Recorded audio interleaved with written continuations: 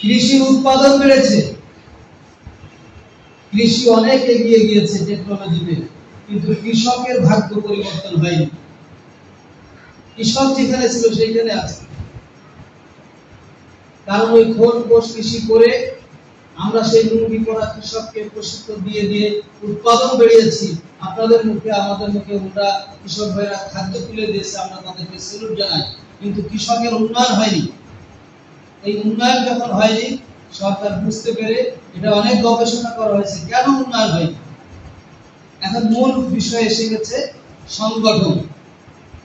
আমাদের আজকে কংগ্রেসের উদ্দেশ্য হলো সংগঠন করা। আপনাদের যে 25 জনের সাধারণ সদস্য নিয়ে পিএফএস করেছিলাম, তার একটি কমিটি হবে, রূপরেখা হবে, গঠনতন্ত্র হবে। সমবায় অধিদপ্তর আজকে ক্লাস দিয়েছে, হয়তো উনি পুরোটা সময় পাননি, আজকে মাসিক মিটিং রয়েছে, এটা অন্য দিনে আয়োজন করা ছিল।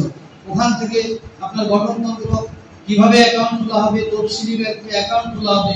এই অ্যাকাউন্টে 3 জন থাকবে সদস্য, সভাপতি, সেক্রেটারি এবং ক্যাশিয়ার, কোষাধ্যক্ষ। এই 3 জনে মিলে ওই 25 জনের একটা যে গঠনতন্ত্র হবে, সেই গঠনতন্ত্র কমিটি অনুযায়ী মাসিক চাঁদা দিবে। যখন চাঁদা দিবে মাসিক, কয় টাকা চাঁদা দিবে? সেনাটি হয়তো 500 টাকা করে চাঁদা দিল, তাদের আর্থিক অবস্থা ভালো। আবার অন্য একটা গাজীঘাটে তারা 50 টাকা করে চাঁদা দিতে পারে। চাঁদা নির্ধারণ করবে ওই কমিটি, কৃষি অফিসার বা অন্য কেউ না। মাসিক চাঁদা দিতে হবে। তাহলে আপনার কাছে থাকবে একটা পাস বই, আব্দুর রহিম জানুয়ারি মাসে 500 টাকা জমা দিল, তার কাছে ওই পাস বই থাকবে। আর ক্যাশিয়ারের কাছে থাকবে চাঁদা আদায়ের রেজিস্টার, উনি এন্ট্রি করবে যে আব্দুর রহিম জানুয়ারি মাসে এত টাকা দিছে। সঞ্চয়ী সমৃদ্ধি, আপনি যত সঞ্চয় করবেন তত আপনার সমৃদ্ধি বাড়বে। আমাদের এই পাশেই, আড়ংঘাটার পাশেই রংপুর কালীতলা সিআইটি 50 লক্ষ টাকা সঞ্চয় হয়েছে।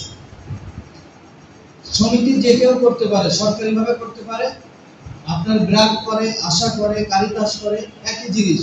এটা সরকারি ভাবে আমরা আপনাদেরকে প্রমোট করব বা উন্নীত করার চিন্তা ভাবনা করছি। তাহলে সেই সিআইটি দেখেন 50 লক্ষ টাকা সঞ্চয় হয়ে গেছে, তারা মাত্র 20 টাকা করে শুরু করেছিল। এটা এনজিও করতে পারে। ঠেঙ্গামারা মহিলা সবুজ সংঘের নাম শুনেছেন, টিএ ব্যবসা, সিমেন্টের ব্যবসা, আমের ব্যবসা, পিপিএর ব্যবসা, কয়েক হাজার কোটি টাকার মালিক। উনি সমবায় পুরস্কার বেশ কয়েকবার পেয়েছেন। আমরা কিন্তু আজকে আপনাদের এখানে এসেছি, নারকেলের সমাধান দিব, ঠিক আছে, এটা অনেক বিষয় আছে, এটা বললে এক নারকেলটা বলে 1 ঘন্টা লাগবে, তারপর আমি সংক্ষেপে উত্তর দেব। কিন্তু আজকে আমার পিএফএস এর মূল উদ্দেশ্য থেকে কিন্তু আমি লাইনে ছিলাম, আমি প্র্যাকটিস ছিলাম। তাহলে আমাদের এই সকল কমিটি যে হবে, তাহলে সভাপতি হবে, সেক্রেটারি হবে। দেখেন উনি কিন্তু একজন সাধারণ কৃষক, আজকে যদি ওই কমিটির সভাপতি হয়, সেক্রেটারি হয়, সে একটা সই করবে, সিল বানাবে, একটা রেজুলেশন লিখবে, ক্ষমতা তাকে ক্ষমতায়িত করবে। একজন কৃষক, সাধারণ কৃষক থেকে একজন পিএফএস কৃষক সভাপতি হয়ে গেল, সে কিন্তু রেজুলেশন লিখে একটা সই সিল দিবে। এবার সে উপজেলায় আসলো, যে কোনো অফিসে যাক, যে যদি বলতো আমি নিরাপদ মন্ডল অমুক গ্রাম থেকে এসেছি, আমি লাভ চাষে করবো, কিন্তু ওই নিরাপদ মন্ডলী যদি এসে যে কোনো অফিসে যে বলে যে আমি অমুক পিএফএস এর সভাপতি, ওই অফিসারের সময় না থাকলেও একটু কান খাড়া দিবে যে একজন সভাপতি আসছে, কিছুটা হলো সময় দিবে। আর খালি নিরাপদ আসতে তাকে মূল্যায়ন নাও করতে পারে।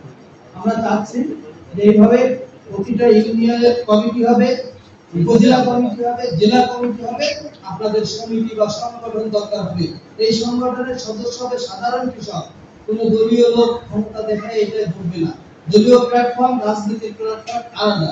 আমাদের পরিচয় আমরা কৃষক সংগঠন, এখানে যে কেউ আসতে পারবে, চেহারা কালো হোক, চেহারা ফর্সা হোক, হিন্দু হোক, মুসলিম হোক, যে কোনো পার্টি হোক, যে কেউ আসতে পারবে।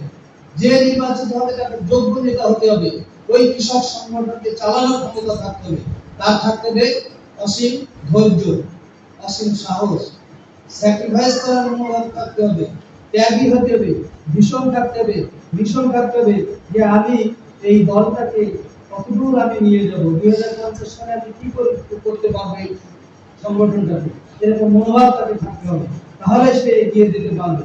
আর আমি এমন দল নির্বাচন করলাম সভাপতি এমন একজনকে বানালাম, সেক্রেটারি একজনকে বানালাম, সে ক্ষমতাসীন দলের লোক। তাকে আমাদের উপসরকারি কৃষি কর্মকর্তা ফোন দিল, একটা গমের প্রদর্শনী আছে, প্রথমবার সে নিল, পরে লাভের প্রদর্শনী দিলাম, সেও নিল, বাকি কাউকে জানতে দিল না। প্রতিবার ওই সভাপতি নিয়ে নিল।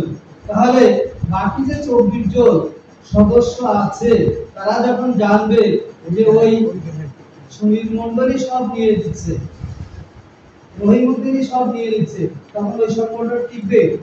বলবে যে তুমি সব নিচ্ছ, তোমার সংগঠন তুমি একা করো, আমরা গেলাম।